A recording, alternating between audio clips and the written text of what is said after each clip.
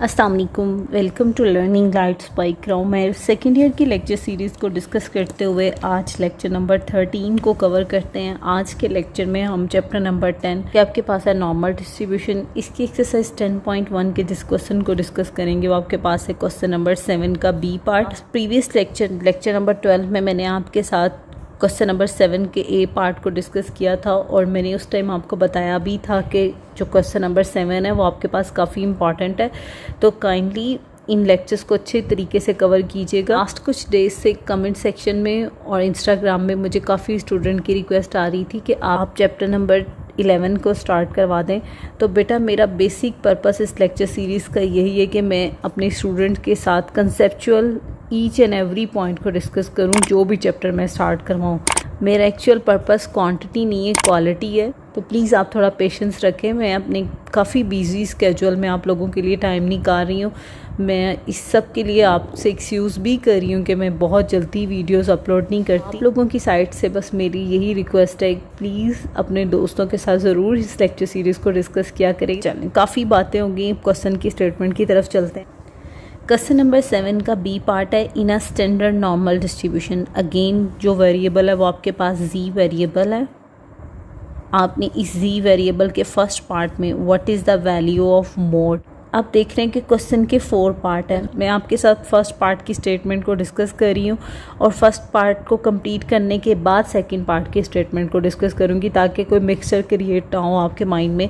आपको first part में कहा गया है what is the value of mode, means आपने मोड को कैलकुलेट करना है। तो मोड के लिए मैं यहाँ पर एक तो लिखती हूँ कि मैं फर्स्ट पार्ट का सोल्यूशन कर रही हूँ, मोड कैलकुलेट करना है हमने। तो बेटा अगर आपको याद हो, मैंने फर्स्ट 3 थ्योरी के लेक्चर्स में आपके साथ डिस्कस किया था कि जो नॉर्मल डिस्ट्रीब्यूशन होता है ना, ये एक सिमेट्रिकल डिस्ट्रीब्यूशन होता है। सिमेट्रिकल डिस्ट्रीब्यूशन वो डिस्ट्रीब्यूशन होता है जिसका मीन, मीडियन और मोड क्या हो, इक्वल हो। तो मैं लिखूँगी सिंस ND यानी कि normal distribution is a symmetrical distribution, तो mode is equal to 0 which is further equal to numerical value of 0। अब आप कहेंगे कि टीचर ये समझ नहीं आया। अगर आप लोग इस क्वेश्चन से इस लेक्चर सीरीज़ को देख रहे हैं तो बेटा देखें, जी वेरिएबल पे मैं वर्क कर रही थी। मैं आपके साथ जब से चैप्टर 10 स्टार्ट किया तो हमने देखा था कि जी वेरिएबल अप्रोच करता है नॉर्मल डिस्ट्रीब्यूशन को। उस जी वेरिएबल का मीन होता है 0 और वेरिएंस होता है 1। दैट्स वाई आपके पास मोड की वैल्यू क्या आ गई, 0 आ गई। The area to the right of z is equal to 1 is 0.1587. What is the area to the left of z is equal to 1? Second part के लिए हम एक नॉर्मल कर्व को ड्रा करते हैं। इस नॉर्मल कर्व से हम देखते हैं कि हमें क्या कैलकुलेट करना है। ठीक है, इस स्टेटमेंट में आपको कहा है the area to the right of z is equal to 1, means आपके पास अगर सेंटर में 0 आ रहा होता है तो राइट साइड पे तो पॉजिटिव वैल्यू चल रही होती हैं और लेफ़्ट साइड पे नेगेटिव वैल्यू चल रही होती हैं। तो ऑफ कोर्स पॉजिटिव 1 आपके पास इस साइड पे होगा, राइट साइड पे। यहाँ पे मैं लिख भी देती हूँ कि चलें ये 1 है और इधर होगा -1। ऐसे ही वैल्यूज़ नेगेटिव की तरफ चल रही हैं, इधर वैल्यू पॉजिटिव की तरफ चल रही हैं। स्टेटमेंट में आपको कहा है the area to the right of z is equal to 1। z is equal to 1 के राइट साइड, मीन्स अगर मैं इसे इन्वर्टेड कोमास के साथ अपनी कर्व के साथ मैं मर्ज करती हूँ तो राइट साइड अब z इज इक्वल टू 1 की कौन सी है, ये वाली साइड है। इसने कहा है कि इसका जो एरिया ना आपके पास वो क्या है, 0.1587। स्टेटमेंट में कह रहा है कि what is the area to the left of z is equal to 1। अब आपको z इज़ इक्वल टू 1 के लेफ़्ट साइड का एरिया कैलकुलेट करना है। मींस आपको ये सारा जो एरिया ना ये कैलकुलेट करना है। तो चलें देखते हैं कि कैसे कैलकुलेट करते हैं। अगर आपको याद हो तो मैंने आपके साथ डिस्कस किया था total area under the curve क्या होता है कि इस कर्व के अंदर का एरिया इक्वल होता है 1 के। Total area under the curve अगर 1 है तो मैं 1 में से माइनस कर देती हूँ ये वाला एरिया 0.1587। तो मेरे पास कौन सा एरिया आ जाएगा, left of z is equal to 1। तो देखते हैं कि जी मेरे पास क्या वैल्यू आ रही है। जो 1 के लेफ़्ट साइड का एरिया वो आपके पास है 0.8413। देख रहे हैं कि क्वेश्चन नंबर 7 के ए और बी पार्ट में हम साथ साथ कुछ प्रॉपर्टीज़ को भी डिस्कस करें। उसको अच्छे तरीके से देखिएगा। आपके पास ये क्वेश्चंस ऑब्जेक्टिव में भी सेट हो सकते हैं और सब्जेक्टिव में भी इसका पार्ट बनकर आ सकता है। थर्ड पार्ट है आपके पास जो कि वेरी वेरी इंपॉर्टेंट और थोड़ा लॉन्ग भी है। आपके पास है find 2 point on z scale such that area below them is 80%। ऐसा क्वेश्चन मैंने आपके साथ डिस्कस किया था क्वेश्चन नंबर 5 बी के थर्ड पार्ट में, और उस टाइम मैंने काफ़ी लॉन्ग इस क्वेश्चन को लेकर गई थी क्योंकि मैंने काफ़ी थ्योरी भी डिस्कस करनी थी आपके साथ। अगेन कोशिश यही है कि आपके साथ ईच एंड एवरी पॉइंट को इस पार्ट में भी डिस्कस करूँ ताकि आपकी रिवीजन भी हो जाए। लेकिन रिक्वेस्ट अगेन आपसे यही होगी कि आप ज़रूर क्वेश्चन नंबर 5 बी के थर्ड पार्ट को देखिएगा ताकि आपको इस क्वेश्चन में तमाम पॉइंट्स अच्छे तरीके से क्लियर हो जाएं। अब देखिए आपको 2 पॉइंट्स कैलकुलेट करना। तो सबसे पहले तो मैं सोल्यूशन में मेंशन करती हूँ, let a and b 2 points.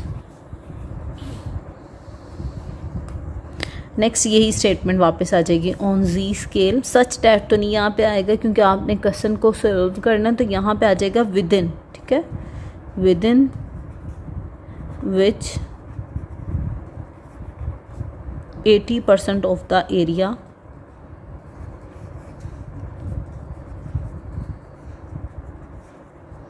Lie. Normal curve draw करते हैं। एक लेफ्ट साइड पे आपके पास आ जाएगा -इन्फिनिटी और राइट साइड पे आपके पास आ जाएगा पॉजिटिव इन्फिनिटी। मैंने लेट किया कि कोई पॉइंट था ए और बी। लेट अस सपोज ए पॉइंट है इस साइड पे और बी पॉइंट आपके पास इधर, और इसमें हमें ये गिवन है कि ए और बी के दरमियान कितने % एरिया लाई कर रहा है। या आपके पास 80% एरिया लाई कर रहा है। अभी मैंने आपके साथ इसी लेक्चर में डिस्कस किया है कि total area under the curve आपके पास क्या होता है, 1 के इक्वल होता है। अब क्योंकि परसेंटेज मेंशन है तो इसमें आप ये भी कह सकते हो total area under the curve is 100%। इस एरिया को और इस एरिया को अगर मैं ऐड अप करती हूँ तो मुझे 100% कवर करना है। तो क्वेश्चन में फिर मुझे क्या पॉइंट गिवन हुआ, गिवन मुझे ये है कि probability of a less than equal to ji less than equal to b, ये कितने % आपके पास 0.80 मीन्स 80% कि Z lies between a to b and the probability of Z is 0.80। ये हमें कहा गया कि आपने ये दोनों पॉइंट को कैलकुलेट करना है या फाइंड आउट करना है कि क्या है। एक तो ये कंसेप्ट यहाँ पे क्लियर हुआ, इसे मैं कह देती हूँ जी इक्वेशन 1। अब नेक्स्ट टोटल एरिया पे देखते हैं, ठीक है। टोटल एरिया की क्या कंडीशन बनेगी जो कि मैं बार बार यूज़ कर रही हूँ कि total area under the curve आपके पास 100% बनता है। ये काफ़ी इंपॉर्टेंट पॉइंट है, इसे आपने ध्यान से देखना है। मैंने जस्ट आपके साथ एक बार नॉर्मल कर्व को ड्रा किया है, आपको क्वेश्चन के सोल्यूशन में भी 1 टाइम ही नॉर्मल कर्व को ड्रा करना है। मैं अगर दोबारा नॉर्मल कर्व को ड्रा कर रही हो तो उसका बेसिक पर्पस ये है कि आपको कंसेप्चुअली वर्क करवा सकूं, आपके पॉइंट्स को क्लियर हो सके। लेकिन सोल्यूशन में वो बार बार नॉर्मल कर्व आप ड्रा नहीं करेंगे। मैं कह रही हूँ आपके पास कि इस नॉर्मल कर्व के अंडर एरिया जो होता है ना वो आपके पास 100% आ रहा होता है, और इसमें गिवन था कि ए और बी से लेकर कितने % एरिया है, ये 80%। तो यहाँ पे आ गया, मीन्स अगर इस हिस्से को और इस हिस्से को मैं ऐड करूं, तीनों मिलके कितने % एरिया बनाएंगे, 100% एरिया बनाएंगे। अब मैं इस पॉइंट को लिखूंगी कैसे, ये देखिएगा। अगर आपको नंबर लाइन का कॉन्सेप्ट आता हो तो हमने देखा था कि नंबर लाइन के सेंटर में 0 आ रहा होता है, राइट साइड पे आप पॉजिटिव नंबर लिखते हैं 1 2 3 4, क्योंकि काउंटिंग का कोई एंड नहीं होता तो आप कुछ मेंशन करने के बाद लिख देते हैं कि जी प्लस इन्फिनिटी। लेफ्ट साइड पे आपके पास आता है -1 -2 -3। सिंस नेगेटिव नंबर्स की भी कोई एंडिंग नहीं होगी तो इधर भी आप लिख दोगे -इन्फिनिटी, जिसमें मैंने ये भी आपके साथ डिस्कस किया था कि जो -1 होता है वो ग्रेटर होता है -2। दोनों का रिलेशनशिप में मैं इस चीज़ को कैसे यहाँ पे बयान करूँ, कोई ना कोई न्यूमेरिकल इक्वेशन सेट करूँ जिसमें total area under the curve 100% आ रहा है। तो ये देखें बेटा, मैं लिखूँगी probability of Z less than equal to a. इसको नॉर्मल वर्ड्स में आप कैसे कहते हो कि probability of z less than equal to a, ये a है और a से लेस वाले नंबर आपके पास अब कहाँ पे आएंगे, वो तो आपके पास ये सारे नंबर्स हैं a से लेस वाले। मैंने अब इस इक्वेशन में ये हिस्सा ऐड कर लिया। अब प्लस, अब मैं यहाँ तक अगर आ गई हूँ इस कर्व के माइनस इन्फिनिटी से लेकर यहाँ तक मैं आ गई, मैं अब इस चीज़ को इसमें लिखना चाह रही हूँ इक्वेशन में। तो ये क्या है, probability of a less than equal to z less than equal to b। अब यानी कि चले मैं क्वेश्चन में यहाँ तक मैंने फोकस कर लिया, मुझे ये चीज़ ऐड करनी है। तो इससे आप कैसे लिखेंगे, probability of z greater than equal to b, क्योंकि अब इस साइड पे जितने भी नंबर हैं वो b से ग्रेटर वाले हैं। लेट अस सपोज अगर यहाँ पे 4 है तो अब राइट साइड पे तो 4 से ग्रेटर नंबर आ रहे होते हैं, तो ये तीनों ही से प्लस हो गए। और ये किसके इक्वल है, ये इक्वल होता है 100% के, यानी कि 1 के इक्वल। तो ये इस तरह इक्वेशन सेट होती है total area under the curve की। मैं इसी इक्वेशन को अब यहाँ पे मेंशन कर दूँगी ताकि आपके पास जब आप स्क्रीनशॉट लें फुल क्वेश्चन का तो आपके पास एक्स्ट्रा कोई चीज़ ना आए, आपको नोट्स बनाने में कोई प्रॉब्लम ना हो। टोटल कर्व में probability of z less than equal to a plus probability of a less than equal to z less than equal to b plus probability of z greater than equal to b। ये सब किसके equal होता है, ये 1 के equal होता है। 100% का मतलब 1 है। अब देखें ये स्टेप मेरे पास यूं ही आ जाएगा, probability of z less than equal to a। क्या ये पॉइंट आपको गिवन नहीं है कि ये तो 80% है, तो मैं यहाँ पे लिख देती हूँ 0.80 plus probability of z greater than equal to b। ये आपके पास 1 यूं ही, ये स्टेप यहाँ यूं ही रहेंगे।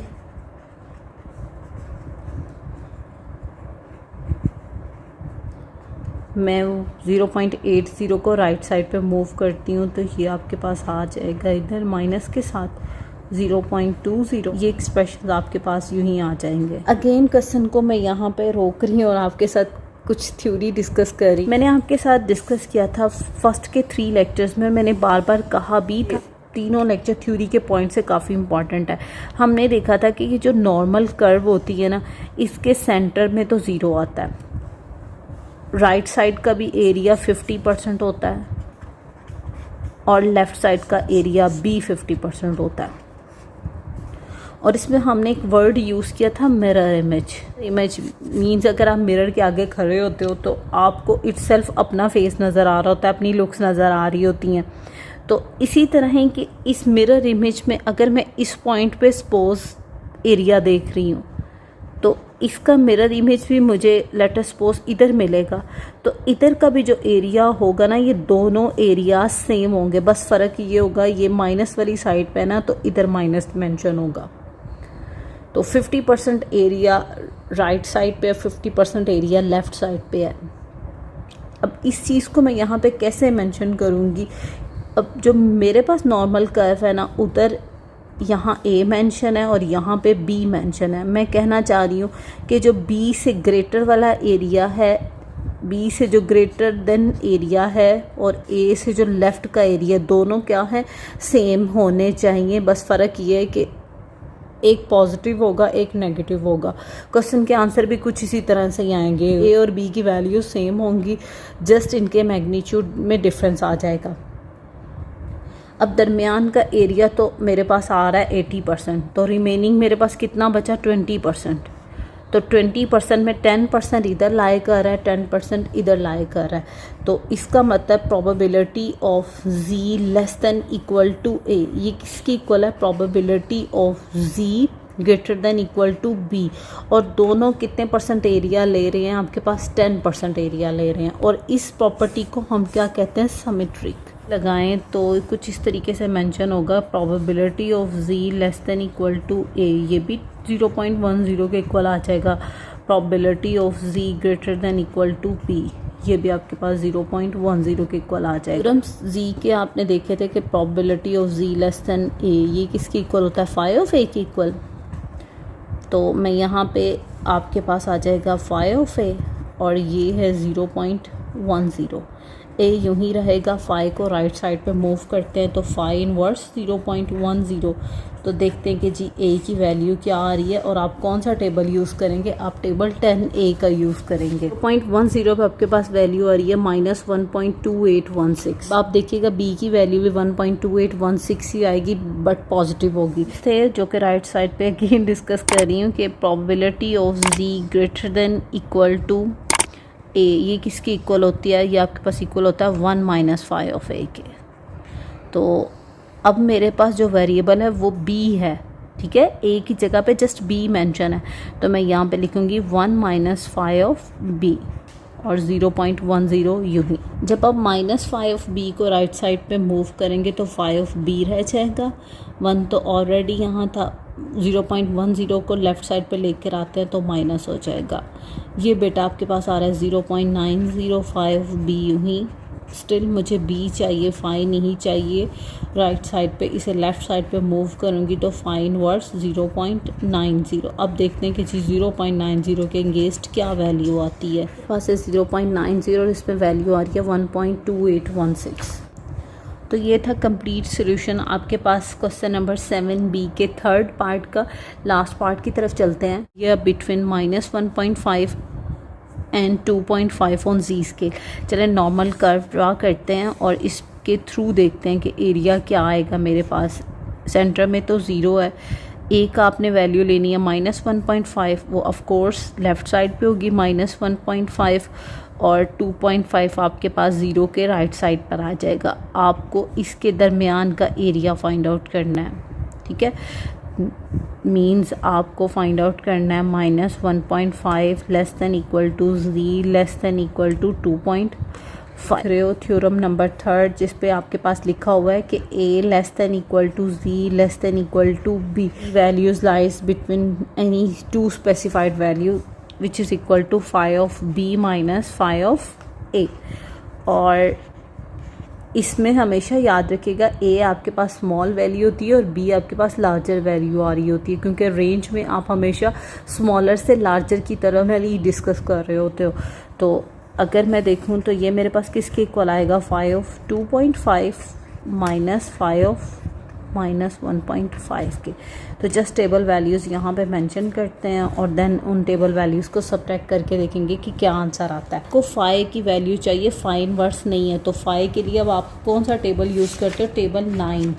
देखें टेबल 9 में आपके पास है 2.5 के अगेंस्ट आपके पास वैल्यू आ रही है 0.99379, जबकि फाई ऑफ -1.5 के अगेंस्ट देखते हैं आपको क्या वैल्यू मिल रही है। -1.5 के अगेंस्ट आपको वैल्यू मिल रही है 0.06681। अब 0.99379 में से सब्ट्रैक्ट करते हैं 0.06681 को, तो आपके पास आंसर आ रहा है 0.92698। डिज़ायर आंसर था -1.5 less than equal to ji less than equal to 2.5 के लिए। कंप्लीट सॉल्यूशन आपके पास क्वेश्चन नंबर 7B का, जिसमें हमें 4 पार्ट गिवन थे और हमने 1 बाय 1 तमाम पार्ट को डिस्कस किया। इसके साथ एक्सरसाइज 10.1 तो आपके साथ फिनिश हो रही है। कुछ थ्योरी मैंने आपके साथ साथ डिस्कस की है। नेक्स्ट जो लेक्चर होगा वो आपके पास बेस कर रहा होगा एक्सरसाइज 10.2 पे, जिसमें मैं आपके साथ रेलेवेंट क्वेश्चन पे जो थ्योरी सेटल्ड होगी वो साथ साथ डिस्कस करूँगी। फर्स्ट ईयर में ये था कि हम अपने लेक्चर सीरीज़ में पहले थ्योरी को डिस्कस कर रहे थे, एग्जांपल्स के बाद हम एक्सरसाइज की तरफ जंप कर रहे थे, जबकि सेकंड ईयर में सिनेरियो चेंज हो रहा है। अब मैं क्वेश्चन से रेलेवेंट जो थ्योरी है ना वो साथ साथ आपके साथ डिस्कस कर रही हूँ। आप लोगों से रिक्वेस्ट यही है कि प्लीज़ थोड़ा पेशेंस रखें। मैं ज़रूर आपके साथ मैक्सिमम लेक्चर्स को अपलोड किया करिए कि मैक्सिमम सिलेबस आपके साथ अपलोड करूँ। सेकेंड ईयर का भी अपना ख्याल रखिएगा।